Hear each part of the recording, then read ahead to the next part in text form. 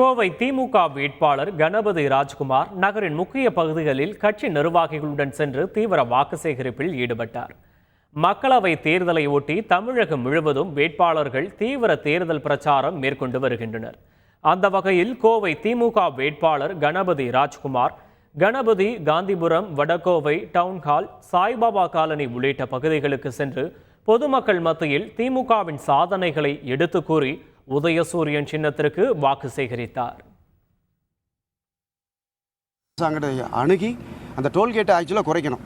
நமக்கு அந்த எத்தனையோ கிலோமீட்டருக்கு ஒன்று இருக்க வேண்டும் அப்படிங்கிறதுக்கு பதிலாக அதிகப்படியாகவே இருக்கிறது. அதனால் அதை கண்டிப்பாக அணுகி நாங்கள் அதுக்கு ஒரு தீர்வு பெற்றுக் கொடுப்போம். விமான வாக்குறுதி ஏர்போர்ட் விரிவாக்கம், மெட்ரோ ரயில் விரைவில் அமல்படுத்துதல், அப்புறம் பார்த்திங்கன்னா நம்ம ரயில் நிலையத்தை விரிவுபடுத்தி அதிகமான ரயில் சேவைகள் கேட்குறாங்க, ரயில் ஷட்டில் கேட்குறாங்க. அதுவும் நாங்கள் அணுகி மத்திய அரசை அணுகி பண்ணி